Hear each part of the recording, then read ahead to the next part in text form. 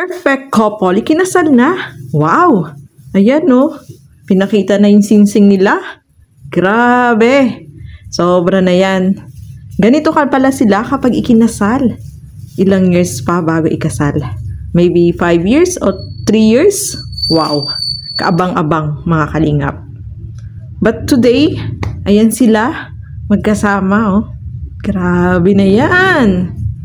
Bagay na bagay, no? Kapag ikinasal pala sila, mga kalingap, ganito yung kanilang, ay, tsura, grabe! Sobrang nakakatuwa, masaya tayong lahat na nakita natin na grabe. Sobra na yan, no? Grabe titigan nila, mga kalingap. At eto nga po, mga kalingap, biglaan yung kanilang kasal. Ay, mabuhay ang bagong kasal. Taran! O, diba mga kalingap? Sobrang masaya tayo dito sa kanilang achievement na ito. Ayan, no? Grabe. Sobrang nakakatuwa, no, mga kalingap. Hindi natin ini-expect na maaga yung kanilang kasalan.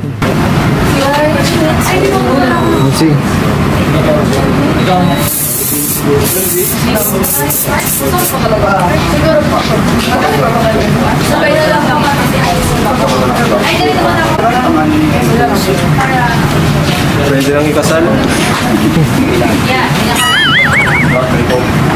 Sige, nakahanap ka naman ng nalagay sa gitna. Hindi na ba yung nalagay? Para may kulang. Anong pasaramdam na napili kayo at ikaw? Nahiya. Na masaya. Kasi ang dami nating ang daming Kalingap Angels, diba? Ang daming beneficiaries. At maraming kabataan pero sa kasal na pili. Medyo itis na Ano si Sir ano eh? Sir Jomar. Si Jomar. Si Papa Joms. Papa Joms wala. Papa Joms na pala yung pumili sabi naman niya, baka daw sa susunod, makakuha pa ng iba. Pero ngayon kasi, inunan nila yung idol ng lola daw niya, ay ng mama niya, ay ikaw daw. Kaya ikaw yung napili sa kasal. Salamat po. Pogi na ito. Nakachamba lang. So mga kalingap, ay, ang ganda ni Beyonce, no? Ang ganda ng mga suot nila. Talaga naman, no? Grabe, sobrang ganda ni Beyonce, mga kalingap. At kahit sino talaga sa tumitingin ay talagang sobrang mapapahanga dito kay Beyonce. Sobrang ganda niya po. Lahat ng isuot niya bagay sa kanya. Napaka-eleganteng tingnan. Grabe, ang ganda niya, no? Napakapalad naman ni Papa Eds. Kasi andyan si Beyonce. Diba? Ayan po, oh. Kung tititigan mo si Beyonce, hindi ka magsasawang tingnan ang kanyang beauty. Sobrang nakaka-amaze. At ito, sabi nga ni Kalingap Edo, grabe, sarap dalhin sa simbahan. Ay, naku naman, Kalingap Edo. Ano pang ginagawa mo? Dalhin mo na, diretso mo na sa kasalan niya, sa simbahan. Ang ganda niya, no, mga kalingap. Sobrang nakaka-amaze ang beauty ni Beyonce. Bagay na bagay po sa kanya yung kanyang gown na suot. Napaka-eleganteng tingnan. Lahat ng isuot niya mga damit is bagay po sa salamat kanya. Salamat din sa iyo kasi pinaranas sobrang sa atin. Sobrang daming napapahanga. Ako nga rin eh. Pinaranas sa akin. Seds, hindi mo akalain. Model na Seds, bro. Kaya nga eh, no?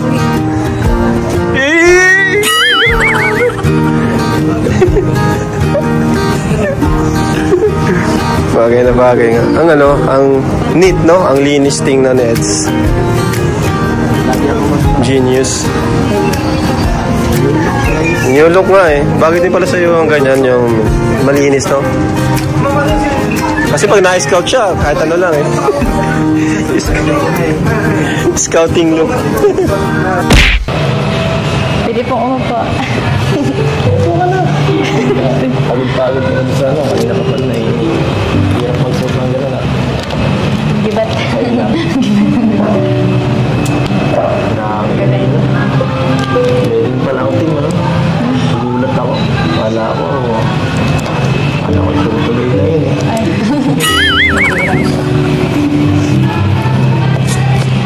Para ba na gano'n? Practice ba yun? So, practice.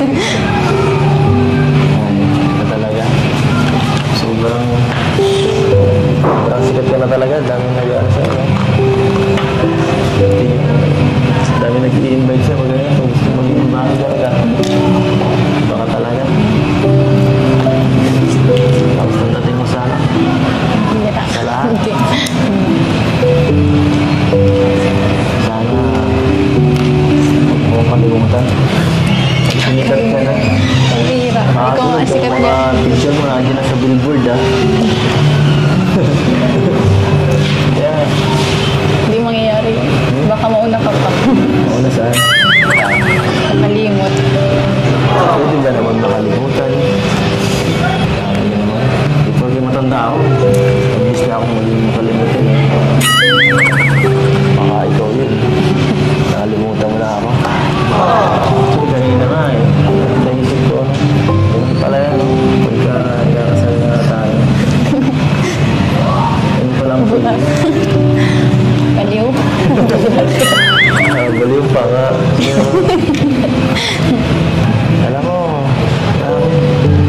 sa paliginip ko lang yung naiisip eh. Pero kanina parang parang lumulutang yung pakiramdam ko. Sobrang Sa lumulutang. Sobrang saya. Alam mo yun. Ayun. Pangarap na yun ang kaya namin. Laro na. Bihira. Soon. Ay, joke. Joke lang.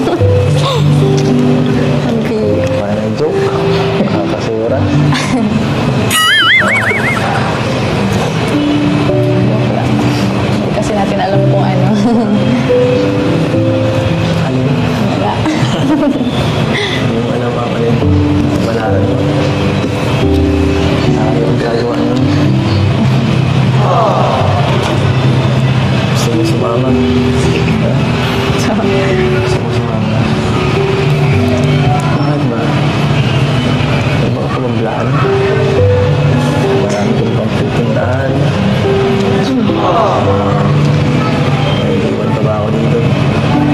Ano? Pero sana naisip mo rin ako sa plano ko kaminsan-minsan.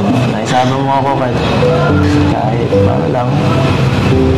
Live lang sa inyo, pati natin. Okay lang. Masaya na ako dun. Para lagi kang kasama ba? Kasi, alam mo, ikaw, bata ka pa eh. Meron kang pinadaanan. Meron kang siguro gustong gawin sa buhay. Ano ba pang ano? Pwede mo makilala. Mas pogi, mas bata, konti. Bihira. Ako, ganito na lang ako eh. Para lang pakupas na ako. Kumbaga sa ano, malapit na akong malulis. Hindi ah. Hindi. Ang ano mo kanina. Ang angas mo dun sa Oo. Wala ka bang naisip na iba? Ang iba. Hindi mo naisip na ano? Angas. Pwede pala to. Pwede pala to. Kanina ano, parang ano, mag-slow mo. Slow. Saan ba yung ano, saan ba yung ano, Ha? yung pag nag-slow mo daw. Slow mo. Joke lang. Tsaka ano, di naman po pwedeng wala ako sa ano, sa mga plano ko. Kasi ano, kung wala ka din. Bakit yung wala ako? Hindi din to yung mga Alin? Hindi ko narinig eh. walang EDC kung ano, walang ED. Sinabi ko na yun ang birthday mo eh. Nulit mo lang. Kaya ano, yun nga. Hindi ka pwedeng mawala sa ano. Plano ko. Hindi kita pwedeng makalimutan. Ano ka baga? Imot-imot ka pa kasi dyan. Ha? Hindi ko matulog ka dyan. So kung ano, bata pa naman kayo. Ang puso. Batang gusto. Maten, tinay pa lang. Saka ano, hindi ko naglalayo. Yung itsura ko. Hindi naglalayo ka rin.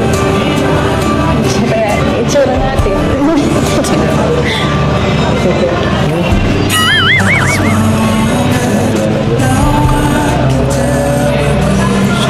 Saka ano, mas gusto ko yung ano, mas mature sa akin. Magsure na lang. Magsure lang mukha.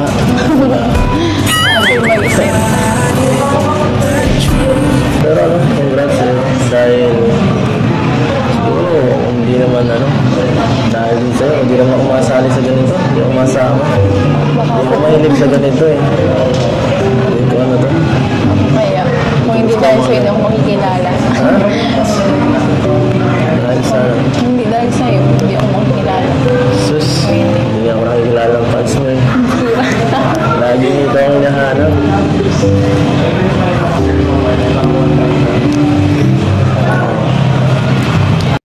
Kung walang Edo, walang Beyonce. So, walang EDC, mga kalingap.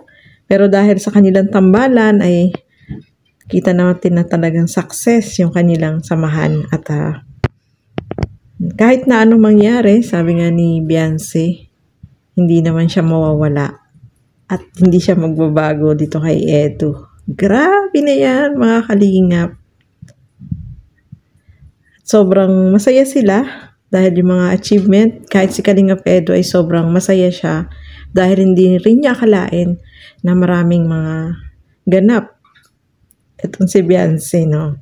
Isang laking karangalan na maging ambassadress. Siyempre, nandiyan si Kalingap Edo na nakasupport dahil sabi nga niya, hindi naman daw siya dati ganyan.